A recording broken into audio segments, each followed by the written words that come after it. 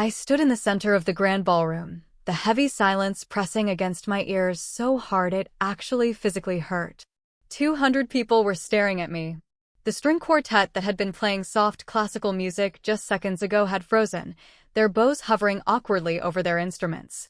The soft, ambient chatter, the clinking of champagne glasses, the fake laughter of my family's wealthy friends, all of it was gone, replaced by a suffocating, terrifying stillness.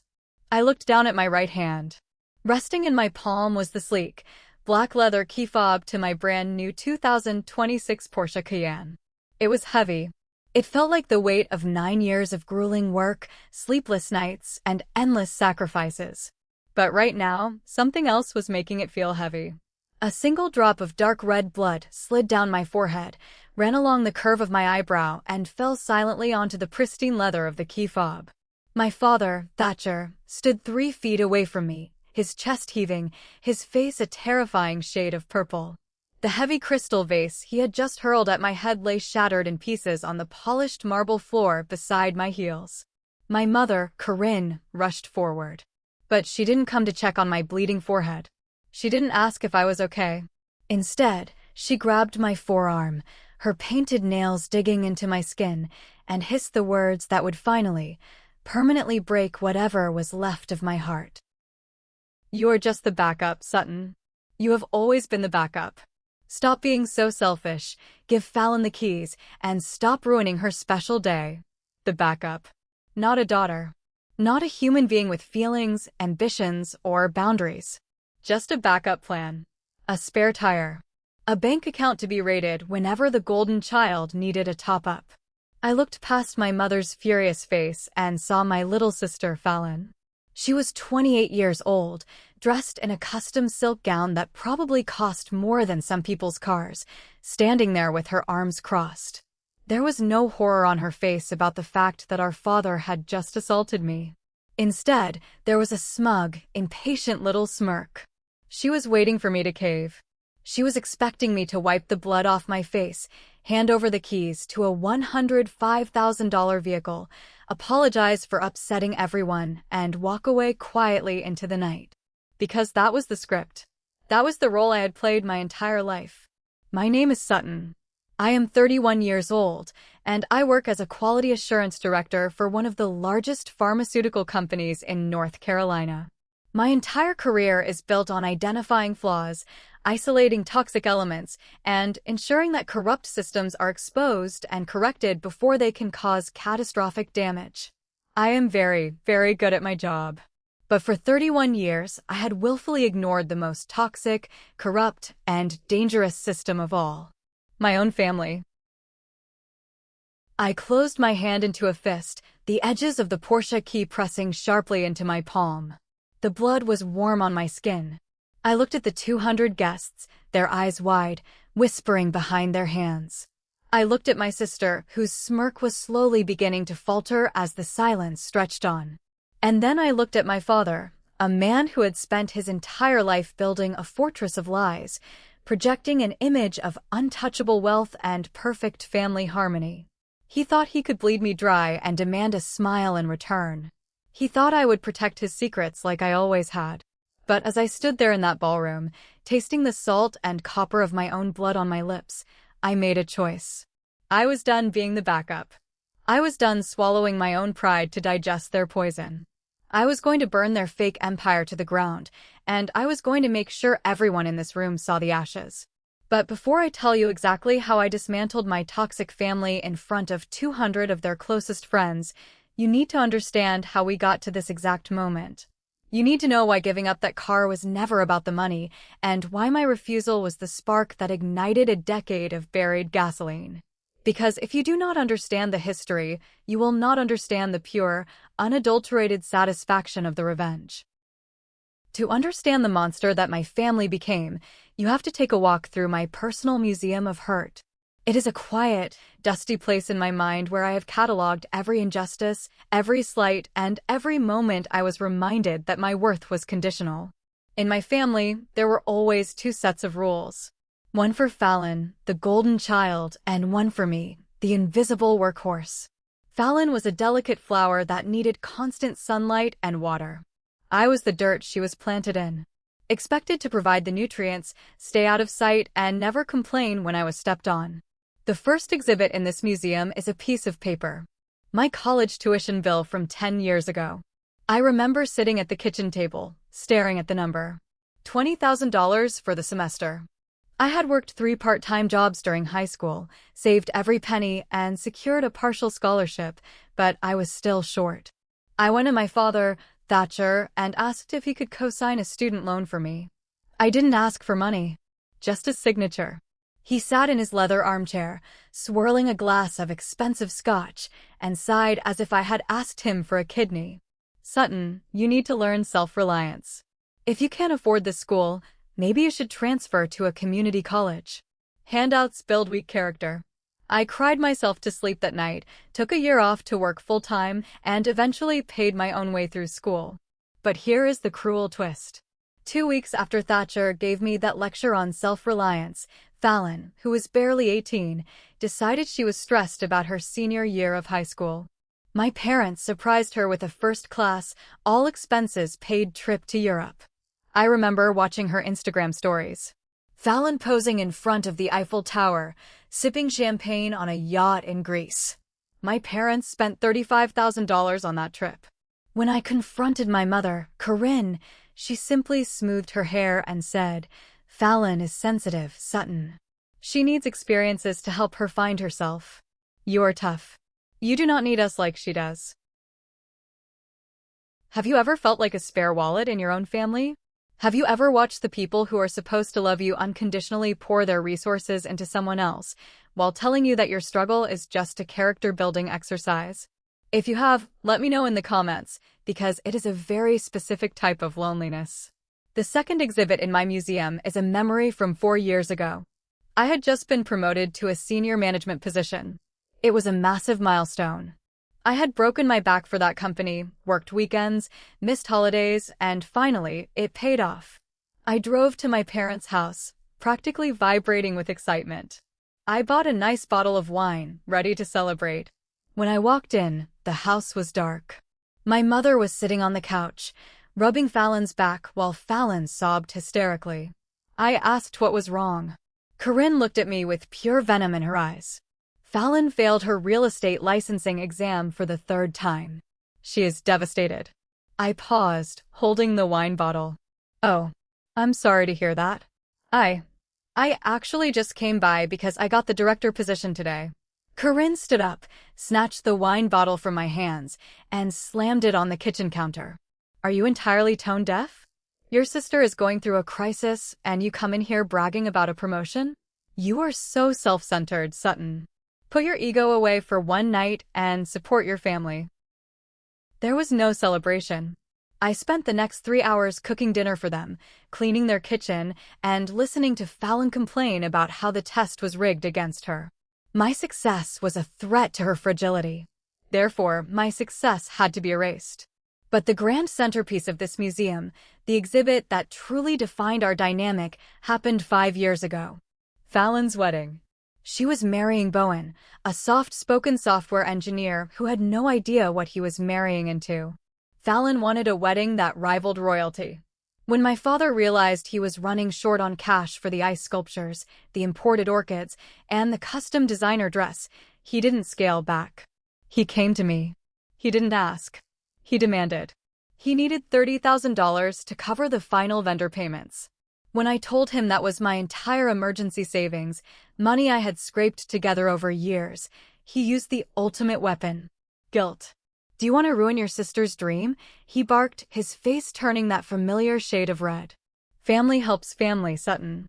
You have no husband, no kids, no real responsibilities.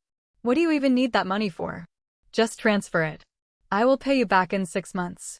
I transferred the money. I watched my sister have her fairy tale day. I watched my father give a speech about how he spared no expense for his little girl. He never paid me back. Not a single dime. Whenever I brought it up, Corinne would call me petty. You make good money, Sutton. Why are you harassing your father over pennies? Let it go. They taught me that I was invisible. They taught me that my boundaries were suggestions, and my bank account was their backup fund. So, I learned to stop asking for love. I learned to stop sharing my successes. I learned to build my empire in the shadows, entirely out of their reach. For the next few years, I became a ghost in my own family. I showed up for holidays, smiled politely, gave modest gifts, and left early. I stopped expecting them to be proud of me. Instead, I poured every ounce of my frustration, my anger, and my relentless drive into my career. Commercial pharmaceuticals is a brutal industry. The margin for error is zero. As a quality assurance director, my job is to find the cracks in the foundation before the building collapses. I am paid to be meticulous, unyielding, and immune to manipulation. I managed a team of 50 people. I controlled budgets worth millions. I earned a salary in the high six figures, and because I lived a quiet, disciplined life, my bank account swelled. I didn't buy designer clothes. I didn't go on lavish vacations. I invested. I saved. I built a fortress of financial security that nobody could ever breach. But there was one thing I wanted. One singular indulgence that I had dreamed about since I was a broke college student driving a rattling, 15-year-old sedan. A Porsche Cayenne. It wasn't about showing off. It was about having a tangible, physical manifestation of my hard work. Something that belonged solely to me. Something they didn't pay for, didn't contribute to, and couldn't take credit for. 2 days before Fallon and Bowen's grand 5-year anniversary party, I finally did it. I had researched for months, negotiated the terms, and walked into the dealership in Raleigh with a cashier's check. When the salesman handed me the keys to the 2026 Porsche Cayenne, I actually cried. Not sad tears. Tears of pure, overwhelming relief. I sat in the driver's seat, breathing in the scent of rich, untouched leather. I ran my hands over the steering wheel. I looked at the sleek dashboard. $105,000. Paid in full. No loans, no debt, no strings attached. It was mine. I was so overwhelmed with pride that I made a rare, stupid mistake. I forgot the cardinal rule of dealing with toxic families. Never show them your joy, because they will find a way to monetize it. I took a picture of the steering wheel, the Porsche logo shining in the sunlight, and sent it to our family group chat. Caption: 9 years of saving. Finally bought my dream car. Hard work pays off. I expected a generic thumbs-up emoji from my mother, or maybe silence. What I got instead was a phone call from Thatcher less than 3 minutes later. I answered it, still smiling. "Hey, Dad. Did you see the picture?" I saw it. His voice was clipped tight. There was no warmth. "No congratulations. You bought a brand new Porsche?" "I did. Cash," I said, unable to hide the pride in my voice. There was a long pause on the other end of the line. I could hear him breathing heavily. "How much?" "That doesn't really matter, Dad. I'm just happy." "It matters because you clearly have too much disposable income if you are throwing it away on luxury cars," he snapped. The temperature of the conversation dropped to freezing instantly. "Listen to me closely. Fallon's anniversary party is this Saturday. Bring the car." My stomach tightened. The familiar dread, the old conditioning, started to creep up my spine. I was planning on driving it to the venue, yes. "Why?" "Good. Bring it. Wash it first. We will discuss the details when you arrive." Click. He hung up. I sat in my beautiful new car, staring at my phone. The joy I had felt 5 minutes ago was evaporating, replaced by a cold, heavy knot in my gut. "We will discuss the details." What details? It was my car. There was nothing to discuss. Later that evening, my mother texted me. "Corinne, make sure you park the Porsche near the front entrance on Saturday. Fallon wants to take pictures with it. And, wear something muted. Don't upstage your sister." I threw my phone onto the couch. They couldn't even let me have one day. Just one day to celebrate myself. They were already trying to use my achievement as a prop for Fallon's endless vanity project. I thought that was the extent of it. I thought they just wanted to use my car as a background for Instagram photos to pretend they were a wealthy, glamorous family. It was pathetic, but it was harmless. I could endure a few photos if it kept the peace. I had no idea how twisted their intentions actually were. I had no idea that my father had already promised my car to Fallon as a gift from him. He was planning to steal my Triumph, slap a bow on it, and use my money to buy his favorite daughter's affection. I thought it was just another huffy, arrogant demand from a narcissistic father. I was wrong. It was a calculated ambush. But before the trap could snap shut, my professional instincts kicked in. I am a quality assurance director. I find the rot.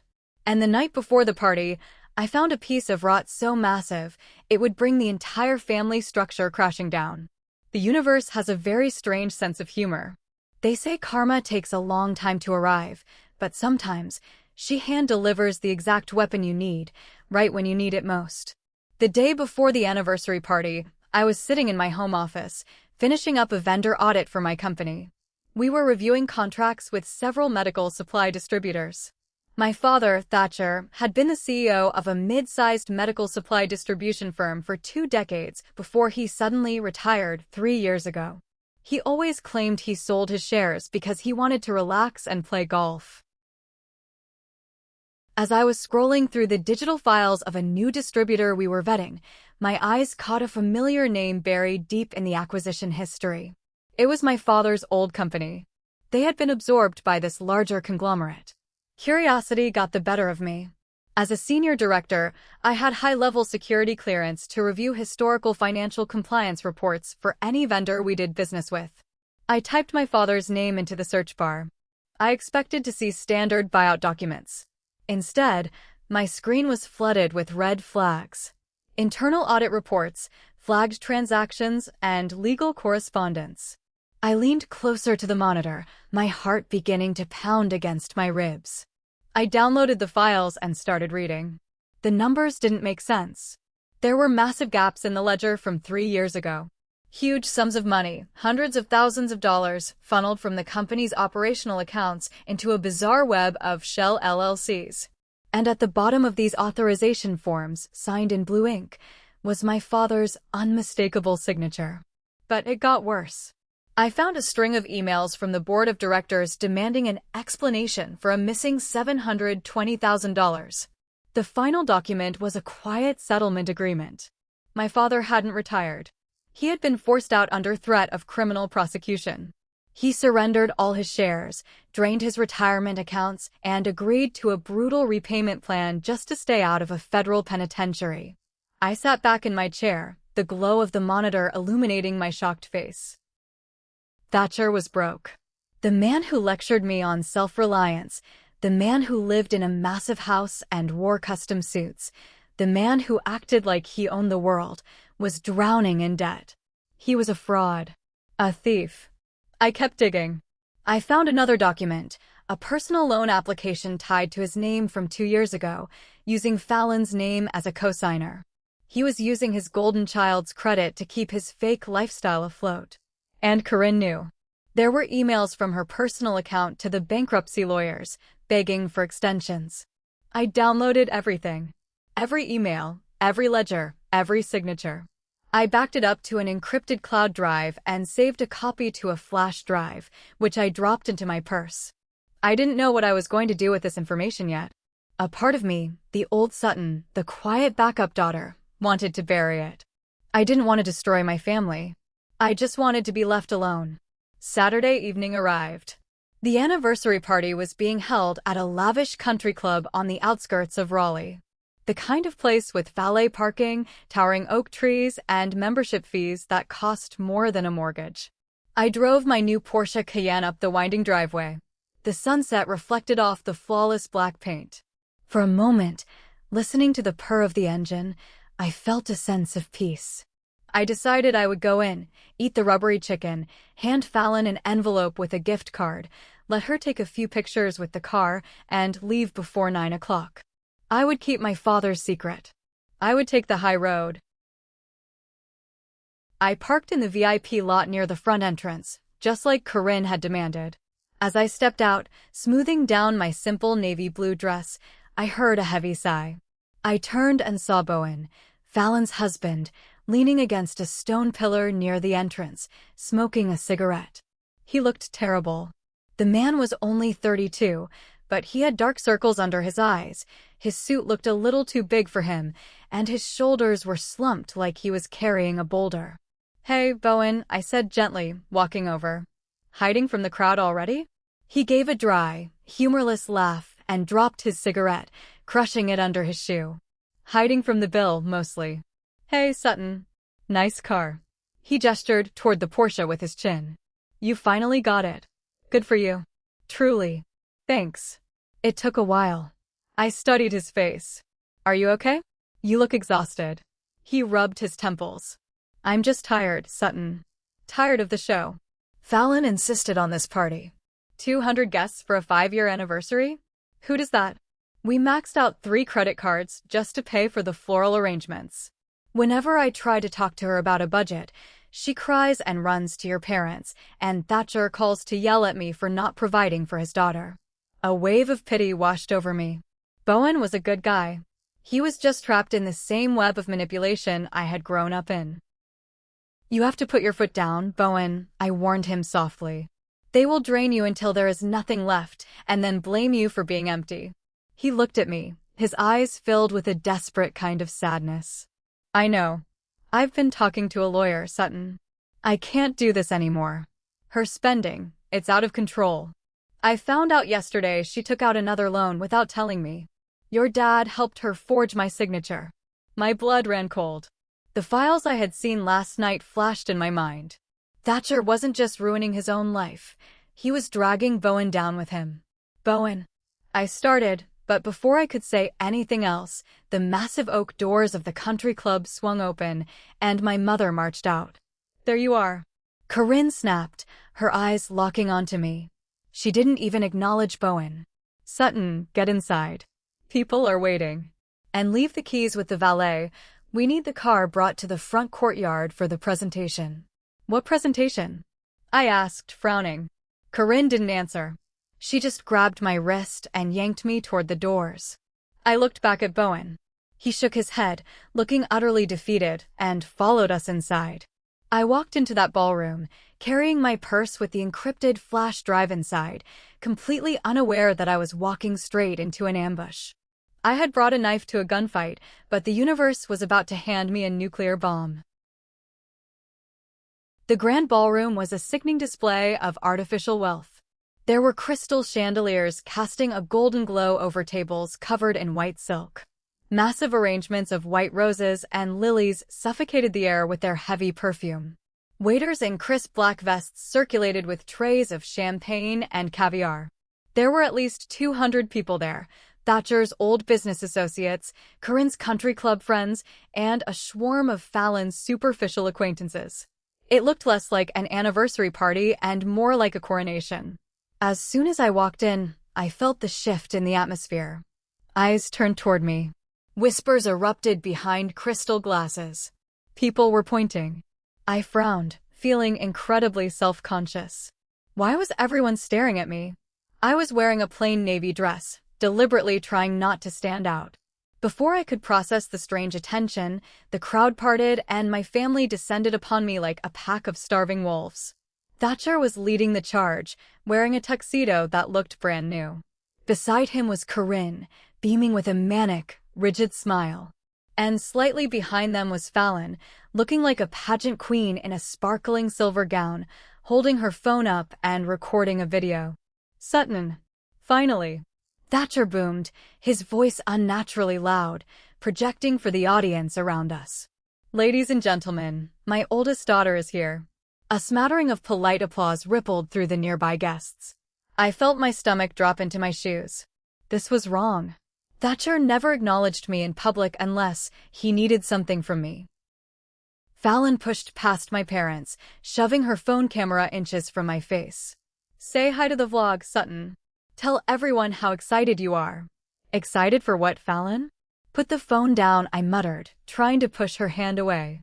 Oh, stop being shy. Corinne chimed in loudly. She grabbed my shoulders, her grip painfully tight. We're just so proud of you, Sutton. So proud of the sacrifice you are making for your sister today. Sacrifice? Thatcher stepped right in front of me, blocking my path. He held out his large, manicured hand, palm up. The keys, Sutton. Give me the keys. It is time for the big reveal. I stared at his empty hand, my brain misfiring as it tried to process the sheer audacity of what was happening. The keys? To my car? No, I'm parked in the VIP lot, it's fine. Thatcher's fake smile twitched. His eyes, cold and demanding, bore into mine. He lowered his voice, just enough so the immediate circle couldn't hear. Do not play stupid with me. Give me the Porsche keys. We are presenting it to Fallon right now. My breath hitched. Presenting it to her? Thatcher, I bought that car 2 days ago. With my own money. It is registered to me. What are you talking about? Fallon let out a dramatic, exaggerated sigh and lowered her phone. Ugh, Sutton, don't ruin the surprise. I already told everyone. Told everyone what? I demanded, my voice rising slightly. Fallon rolled her eyes and pulled up her Instagram. She shoved the screen in my face. It was a story she had posted 24 hours ago. It was a screenshot of the picture I had sent to the family group chat, the steering wheel of my Porsche. But she had added a massive, sparkling text overlay, OMG. Best parents and sister ever. They bought me my dream 2026 Porsche Cayenne for my anniversary. Unveiling tonight at the party. Hashtag blessed, hashtag rich wife life, hashtag best gift ever. The story had thousands of views. I felt the blood drain from my face. I looked at Fallon, then at Corinne, and finally at Thatcher. The puzzle pieces violently snapped together. Thatcher was bankrupt. He couldn't afford to buy Fallon a gift that matched the fake billionaire image he was desperately trying to project. He couldn't afford to keep up appearances in front of these 200 guests. So, he devised a plan. He would ambush me in public, surrounded by high society. He would use the intense social pressure of 200 watching eyes to crush my boundaries. He assumed that, just like the tuition, just like the promotion, just like the wedding money, I would fold. He thought I would hand over a $105,000 asset just to avoid causing a public scene. He thought I would let him take the credit for my hard work and let Fallon drive away in my reward. They had trapped me.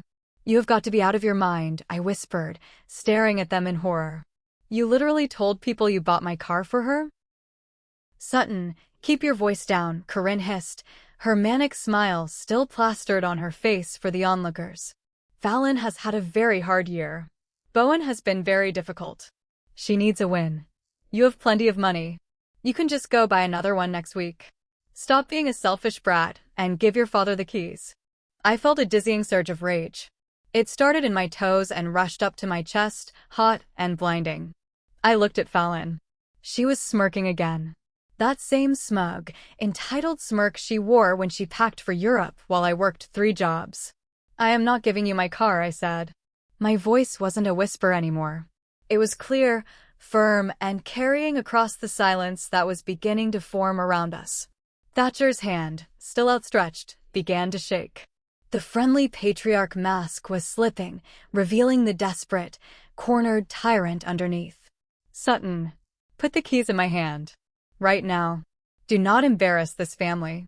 You embarrassed yourself, Thatcher, when you promised someone else's property to your spoiled daughter to cover up the fact that you are too broke to buy her a gift yourself, I said loudly.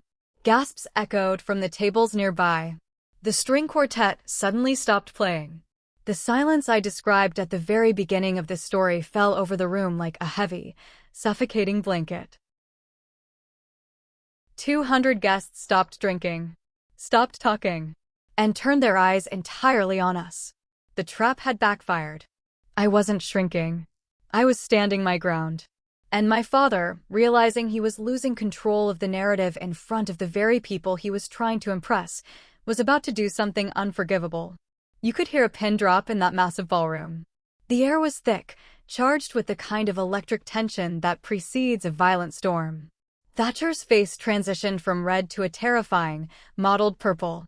His eyes bulged, the veins in his neck standing out like thick cords.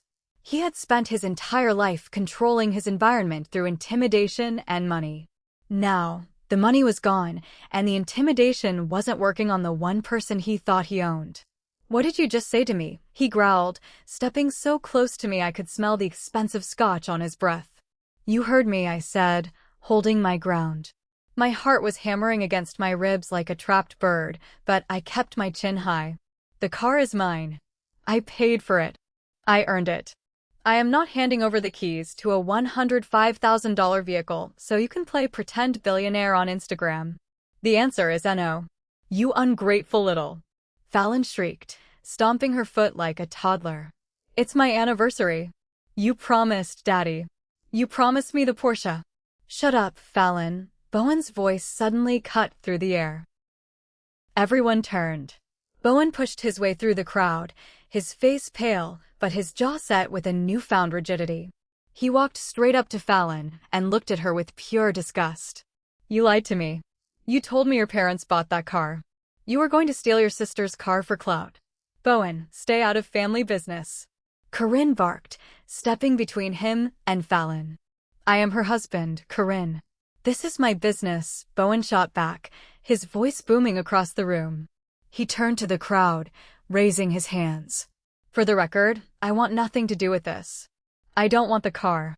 This whole party is a sham. The whispers among the guests turned into a loud, frantic hum. People were shifting uncomfortably, some pulling out their phones. Thatcher was losing his mind. His perfect image, his grand illusion, was unraveling in real time. He looked at Bowen, then at Fallon, who was now fake crying, and finally, his furious gaze locked onto me. In his twisted reality, I was the cause of all this. If I had just played my part, if I had just handed over the keys, the illusion would have survived. You ruined everything, Thatcher roared. He didn't think. He just reacted with the raw, unchecked rage of a narcissist denied. He spun to his right, where a heavy, decorative crystal vase full of water and white roses sat on a cocktail table. He grabbed it by the neck, swung his arm back, and hurled it directly at my face. It happened so fast, my brain barely registered the movement. I jerked my head to the side, throwing my hands up. Crash. The vase missed my nose by a fraction of an inch, but the thick crystal base clipped the side of my forehead just above my eyebrow before smashing into the marble floor behind me.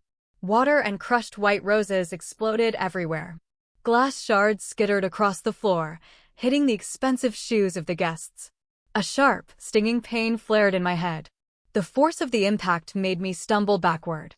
My heel caught on my dress and I nearly fell, but Bowen lunged forward and caught me by the shoulders, steadying me. The ballroom erupted into chaos. Several women screamed. Men shouted in shock. I stood there, blinking rapidly, trying to clear the sudden dizziness. I brought my hand to my forehead. When I pulled it away, my fingers were slick with dark red blood. The blood dripped down, landing on the black leather Porsche key fob, still clutched tightly in my right hand. I looked at Thatcher. He was panting, staring at the broken glass, a brief flicker of panic in his eyes as he realized he had just committed assault in front of 200 witnesses. But the panic didn't last. He immediately puffed out his chest, pointing a trembling finger at me. Look what you made me do. If you had just listened, Thatcher, what is wrong with you? Bowen yelled, stepping in front of me, shielding me with his body. You just hit her. Someone call the police. That was when my mother rushed forward. And this is the moment I described at the very beginning. This is the moment that severed the final, frayed thread connecting me to this family. Corinne didn't look at my bleeding head. She grabbed my arm, ignoring Bowen, and dug her nails in. You are just the backup, Sutton, she hissed, her voice dripping with venom, desperate to fix the situation. You have always been the backup. Stop being so selfish, give Fallon the keys, and stop ruining her special day. I looked at Corinne. I looked at Fallon, who was checking her reflection in her phone screen to make sure her makeup wasn't ruined by her fake tears. I looked at Thatcher, who was glaring at me, waiting for my submission. For 31 years, I had absorbed their blows. I had paid their debts. I had hidden their flaws. I had built a museum of hurt in my mind and locked the door, hoping that one day, if I was good enough, successful enough, quiet enough, they would love me. But as the warm blood slid down the side of my face, stinging my eye, a profound, chilling clarity washed over me. The quiet, obedient backup daughter died in that ballroom. And the quality assurance director took over. There was rot in this foundation. And it was time to tear the building down. I gently pushed Bowen aside. I wiped the blood from my eye with the back of my hand, leaving a crimson smear across my skin. I didn't cry. I didn't scream. I felt perfectly, dangerously calm. I looked at the crowd. 200 wealthy, influential people, staring at us in shocked silence. I tightened my grip on my bloody Porsche key. I reached into my purse with my left hand and wrapped my fingers around the encrypted flash drive containing Thatcher's destroyed financial records. "No," I said, my voice eerily calm, ringing out clearly across the destroyed ballroom. I turned my gaze away from my mother and locked eyes with my father. "I am not giving her the keys.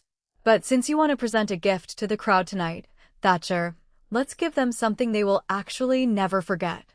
I turned my back on my family, took a deep breath, and began walking directly toward the stage where the band's microphone was waiting.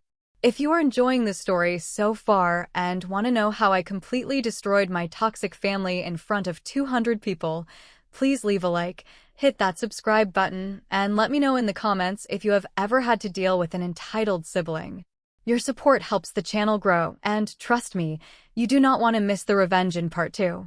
The distance from the center of the ballroom to the elevated stage where the band was set up was only about 40 feet, but it felt like I was walking across a desert. My legs moved with a strange, mechanical precision. Every step I took echoed against the polished marble floor. The crowd parted for me instinctively, stepping back as if I were carrying a live grenade.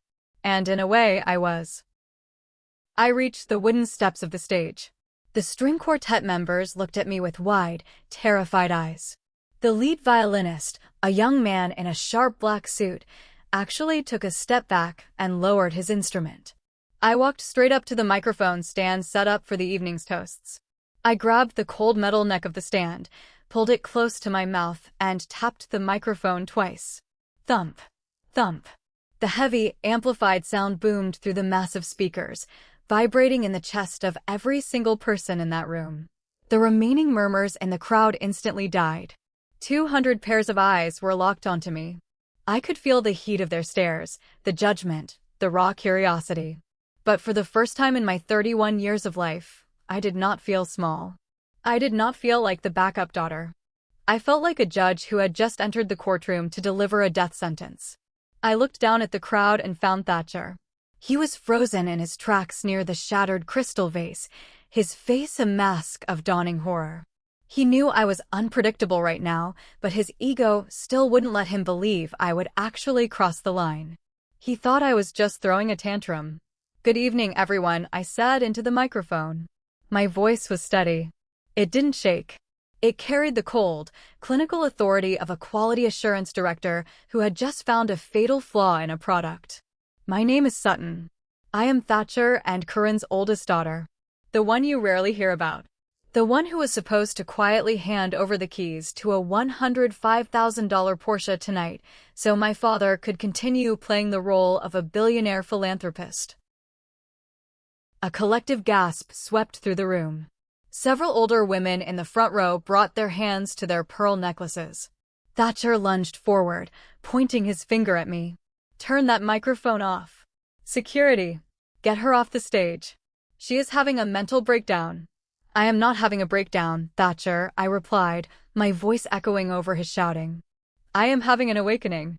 And since you gathered all your business partners, your country club friends, and the elite of Raleigh here to witness your grand generosity, I think they deserve to know exactly how generous you truly are." I pointed directly at him, my bloody finger a stark contrast against the bright stage lights.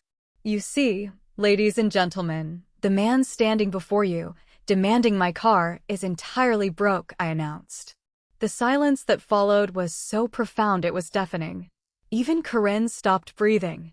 "He is bankrupt," I continued, pacing slowly across the stage, never breaking eye contact with the crowd. "He did not retire 3 years ago to play golf. He was forced out of his own company. His accounts are empty. His credit is destroyed. The reason he ambushed me tonight, the reason he promised my hard-earned car to his spoiled youngest daughter, was not out of love. It was a desperate, pathetic attempt to maintain a facade. He needed that Porsche to park in his driveway so the bank wouldn't realize he is drowning. He needed it to leverage for collateral. He needed it to look rich in front of you. Thatcher looked like he had been struck by lightning. He staggered back a step. Lies. She is lying. She is a jealous, spiteful little girl. I leaned into the microphone. If you were in my shoes, standing in front of 200 people with a bleeding head, would you have the courage to tell the truth? If you would, leave a comment saying brave, because right now, it takes everything I have to stand here. I took a deep breath, letting the shockwave wash over the guests. The illusion was cracking. But I wasn't just going to crack it. I was going to shatter it into a million unfixable pieces. I reached into my purse and pulled out the small, silver flash drive. I am not lying, I said softly, the microphone picking up the deadly calm in my tone. And I have the receipts to prove it. Thatcher's face went from purple to a sickly, chalky white. He saw the flash drive in my hand, and the realization hit him like a freight train. He knew exactly what it was. Security. Thatcher shrieked, his voice cracking, sounding like a terrified animal. Get her out of here now.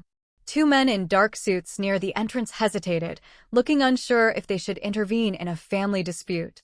Before they could move, a voice cut through the tension from the middle of the crowd. Let her speak. The crowd parted again. A tall, distinguished man with silver hair and wire-rimmed glasses stepped forward. It was Declan. He was a highly respected financial attorney in Raleigh, and more importantly, he was the former legal counsel for the medical supply company Thatcher used to run. He had been invited to the party as a status symbol, a prop for Thatcher's fake empire. Thatcher's eyes darted to Declan, sheer panic radiating from his body. Declan, do not listen to her. She is insane. Declan ignored him. He walked to the front of the stage, adjusting his glasses, and looked up at me. Sutton, you have documents. I have everything, Declan, I said into the mic. I have the internal audit reports. I have the board's termination agreement. And I have the transfer logs from the shell companies. The murmurs in the room escalated into loud, frantic conversations. People were staring at Thatcher with disgust. Then let's hear the numbers, Sutton, Declan said calmly, turning to face the crowd, effectively acting as my shield. Because if she is lying, Thatcher, you can sue her for defamation. But if she is telling the truth, you have a lot of explaining to do to the people in this room. I held the flash drive up. 3 years ago, Thatcher embezzled $720,000 from his own company. The number hung in the air. 720,000. You could hear the sharp intakes of breath from his former business partners standing near the buffet tables. He funneled it into 3 fake LLCs to pay off massive, hidden gambling debts and to fund a lifestyle he could no longer afford, I stated, my voice ringing with clarity. When he was caught, the board forced him to sign a quiet settlement to avoid a public scandal, draining whatever legitimate retirement funds he had left. I paused, letting the weight of my father's crimes sink in. I looked at Corinne, who was now leaning heavily against a chair, her face buried in her hands. But that is just business, I said, my voice dropping to a low, emotional register. Let me tell you what he did to his own flesh and blood. 2 years ago, he came to me crying. He told me he made a bad investment and his employees were going to miss payroll right before Christmas. He begged me for $50,000. He said if I didn't help, families would starve because of him. I drained my savings. I gave him the $50,000. He didn't use it for payroll. He used it to pay a private bookie so his legs wouldn't get broken. A woman in the second row actually gasped aloud and covered her mouth. Thatcher was shaking his head violently, looking around at the guests. No, that was a loan. She misunderstood. Declan, I called out, pulling my phone from my pocket. I sent you a secured file transfer 10 minutes ago while I was sitting in my car. Can you confirm the authenticity of the signatures? Declan pulled his phone from his suit jacket. He put on his reading glasses and scrolled for a long, agonizing minute. The entire ballroom held its collective breath. Finally, Declan looked up, slipped his phone back into his pocket, and turned to Thatcher. The documents are authentic, Declan announced, his voice carrying the heavy weight of legal finality. The signatures are verified. Thatcher, you are in serious violation of your settlement agreement. Thatcher's knees buckled slightly. He grabbed the edge of a table to keep from collapsing. The untouchable patriarch was dead. But you see, I said, leaning back into the microphone, my eyes shifting from my broken father to the shimmering silver gown of my sister. That is not even the worst part of the story. The worst part involves the beautiful bride standing right there. The golden child. All eyes immediately swiveled from Thatcher to Fallon. She froze, her phone still clutched in her hand, her mouth hanging open. The smug, entitled smirk she had worn for 28 years was entirely wiped away, replaced by the raw, unadulterated terror of a cornered rat. Leave Fallon out of this. Corinne suddenly screamed, finding her voice. She ran forward, throwing her arms out in front of Fallon as if I were pointing a loaded gun at her instead of a microphone. She doesn't know anything. She is innocent. Innocent. I let out a dry, humorless laugh that echoed through the speakers. Corinne, you have spent your entire life protecting her from the consequences of her own actions, but you cannot protect her from federal fraud. I looked out at the sea of faces. My mother knew everything. Corinne helped hide the asset transfers. She sent the emails to the bankruptcy lawyers begging for extensions while simultaneously organizing a 200-guest, $50,000 anniversary party on maxed-out credit cards. The guests who had been eating the caviar and drinking the expensive champagne suddenly looked nauseous, realizing they were celebrating a monumental lie built on stolen money. But Fallon, I said, locking eyes with my sister. Fallon was not just a naive bystander. When Thatcher ran out of his own credit to ruin, he needed a new lifeline. He needed someone with a clean credit history to co-sign fraudulent business loans to keep the debt collectors at bay. And Fallon happily obliged. That's a lie. Fallon shrieked, her voice shrill and desperate. I didn't sign anything. I don't know anything about business. You didn't know about business, I agreed, nodding slowly. But you knew about designer bags. You knew about first-class tickets to Paris. You signed 3 separate loan applications under a fake consulting company name. In exchange, Thatcher gave you 30% of the loan payouts so you could maintain your fake rich wife aesthetic on Instagram while your husband worked 80-hour weeks to keep the lights on. The crowd parted again, but this time it was to make room for Bowen. Bowen walked forward. He didn't look tired anymore. He looked like a man who had just woken up from a 10-year nightmare. The anger radiating off him was palpable. He stopped a few feet away from Fallon, ignoring Corinne entirely. Bowen, baby, tell them she's crazy, Fallon pleaded, reaching out to grab his suit jacket. She's just jealous of us. She's always been jealous. Bowen looked down at her hand on his jacket, then looked her dead in the eyes. Don't touch me. Fallon recoiled as if she had been burned. Bowen turned toward the stage, looking up at me. Sutton, when you told me in the parking lot that they were draining me, I didn't want to believe it was this deep. But I knew something was wrong. I knew she was hiding money. He turned back to the crowd, his voice remarkably steady for a man whose life was imploding. My wife has spent the last 5 years treating me like an ATM. Whenever I asked about the missing money, she cried and said I was financially abusing her. She used my love as a weapon. But I found the hidden accounts yesterday.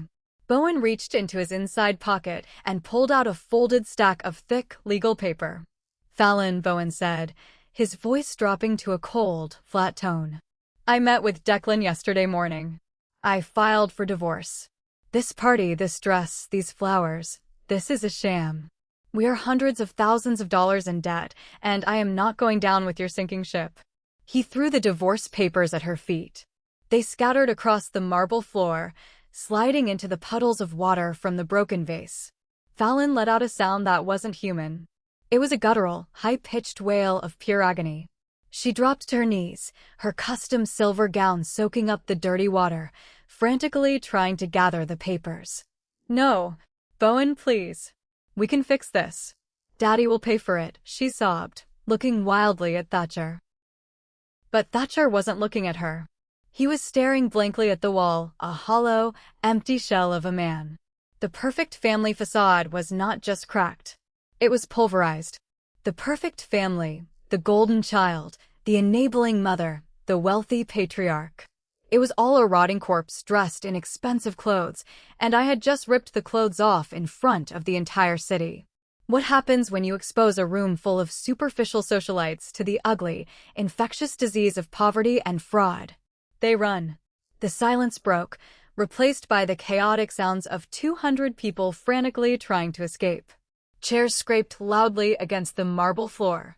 Women grabbed their expensive clutch purses, pulling their husbands toward the grand mahogany exit doors. Nobody wanted to be associated with Thatcher anymore. They were treating him like he had the plague. Wait. Please.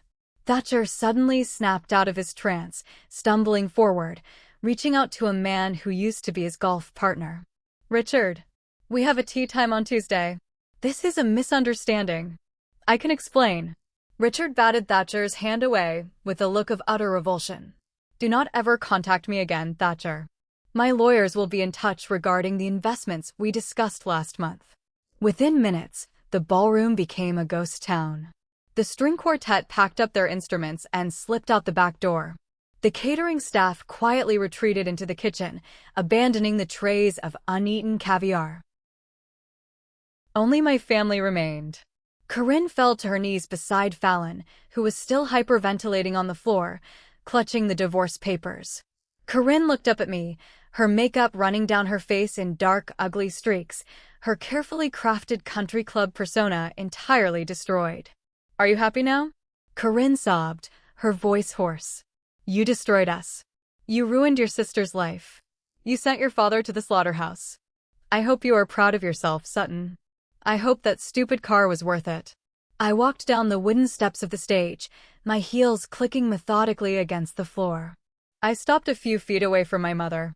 I looked at the broken glass, the spilled water, and the blood still drying on my forehead. The car was never the point, Corinne, I said quietly, the anger gone, replaced by a profound, freezing apathy. The point was the entitlement. You demanded my blood to paint your perfect picture, and when I finally said no, you threw a vase at my head and told me I was just a backup. I looked at Thatcher, who was slumped into a chair, staring at the ceiling.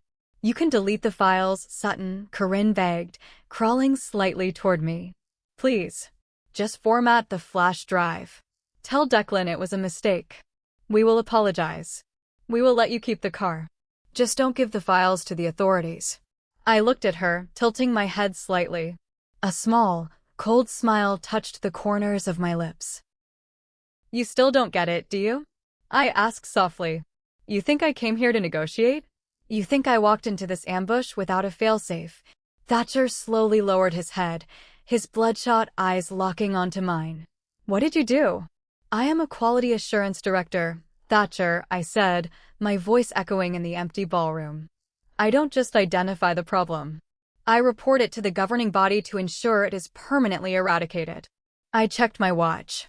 10 minutes before I walked through those double doors tonight, while I was sitting in my car in the VIP lot, I didn't just send the files to Declan. I set up an automated email. I CC'd the regional director of the Internal Revenue Service. I CC'd the current board of directors of your old company. And I CC'd the fraud department of the bank holding Fallon's loans. Corinne let out a scream that sounded like a dying animal. She collapsed completely onto the floor. Thatcher didn't scream. He didn't move. He just stopped fighting.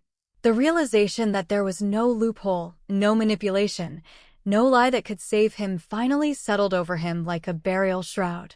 I turned around, my back to the wreckage of my family. I walked toward the exit, my bloody hand still clutching the key to my Porsche. Bowen was waiting by the doors. He looked at me, gave a slow, respectful nod, and walked out into the night, leaving his past behind. I followed him out, stepping into the cool, crisp North Carolina air, leaving the fake empire to burn in the ashes of its own making. The fallout was not immediate, but when it arrived, it was absolute. Over the next several months, the private story my family had maintained for 3 years unraveled in the most public, humiliating way possible. The files I had sent to the IRS and the board of directors triggered a massive federal investigation. Thatcher could no longer explain everything away as a temporary cash flow problem. The authorities froze his remaining bank accounts within a week. The sprawling, million-dollar estate he and Corinne lived in was seized by the bank to pay off the massive liens he had secretly accumulated. I watched from a distance as my father, a man who once demanded I hand over a luxury car to feed his ego, was indicted on multiple counts of wire fraud, embezzlement, and tax evasion. He tried to hire a high-powered defense team, but nobody would take his case without a massive retainer he could no longer afford. He ended up with a public defender. He is currently awaiting sentencing, and given the sheer volume of the stolen funds, Declan told me he is looking at 5 to 8 years in a federal penitentiary. Corinne's fate was a different kind of prison. The socialite circle she had worshipped her entire life turned on her with vicious speed. The women she used to play tennis with deleted her number. She was uninvited from every gala, every charity dinner, and every country club event. The shame was too much for her.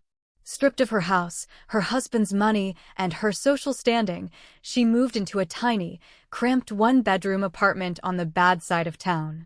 She tried calling me dozens of times, leaving voicemails begging for rent money, crying that she had nothing left. I never answered. I blocked her number. But the most spectacular downfall belonged to the golden child. Bowen did not waver. With Declan representing him, the divorce was swift and brutal. Because Fallon had actively participated in signing fraudulent loan documents, and because Bowen could prove he had no knowledge of the hidden accounts, he was legally shielded from her debt. Fallon was left holding the bag. The bank came after her for the fraudulent business loans she had co-signed. They repossessed her designer bags, her jewelry, and the leased Mercedes she had been driving. She had never worked a real job in her life, relying entirely on her looks and her father's stolen money. Suddenly, she was 28 years old, bankrupt, facing potential accessory charges, and entirely alone. 3 months after the anniversary party, I was sitting in my office reviewing a quality control report when my desk phone rang. It was the receptionist downstairs. "Sutton, there is a young woman down here causing a scene. She says she is your sister and insists she needs to see you immediately." I sighed, closed my laptop, and took the elevator down to the lobby. Fallon was standing near the security desk. She looked unrecognizable. Her hair, usually perfectly blown out, was tied in a messy bun. She was wearing sweatpants and a stained t-shirt. She looked exhausted, panicked, and desperate. When she saw me, she practically threw herself at my feet. "Sutton, please," she sobbed, tears streaming down her face. "You have to help me. Bowen took the house. They took my car. The bank is garnishing the wages from my new waitressing job. I have nowhere to sleep tonight. Corinne's apartment doesn't allow guests. Please, let me stay in your guest room. Just for a few months until I get back on my feet. We're sisters." I looked down at her. I thought about the tuition money. I thought about the promotion she ruined. I thought about the $30,000 I gave her for her wedding. I thought about the vase Thatcher threw at my head while she smirked and waited for my car keys. I felt nothing. No pity. No anger. Just a profound, liberating emptiness. "We are not sisters, Fallon," I said calmly. "I was just the backup. And the backup fund is permanently closed." I reached into my pocket, pulled out a piece of paper, and handed it to her. She snatched it eagerly, thinking it was a check. She unfolded it. It was a printed list of 3 local women's homeless shelters in the Raleigh area, complete with addresses and phone numbers. Fallon stared at the paper, her hands shaking, her face twisting in horror. You're giving me a list of homeless shelters? I am your sister. How can you be so cruel?" "Cruel?" I echoed softly.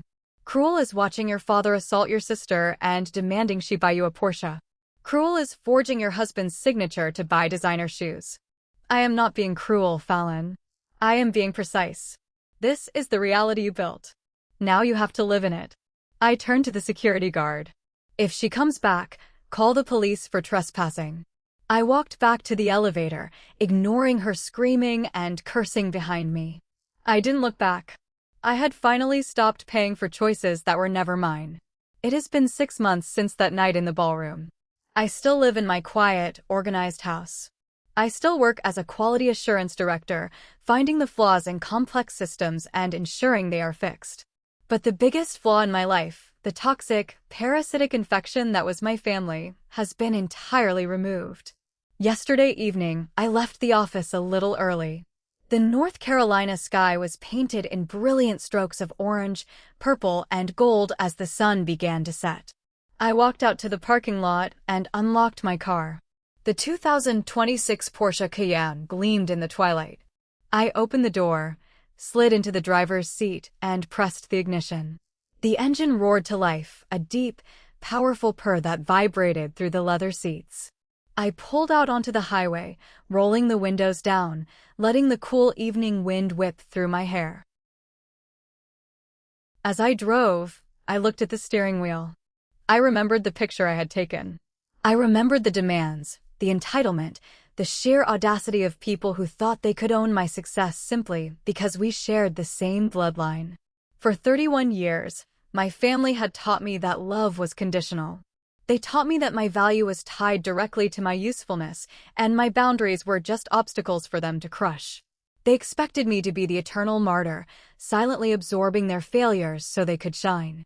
They were wrong. I still have my career. I still have my home. I still have the financial empire I built entirely with my own two hands in the shadows. And the Porsche is still mine. But it means something different to me now. It is no longer just a luxury vehicle I worked 9 years to afford. It is a monument.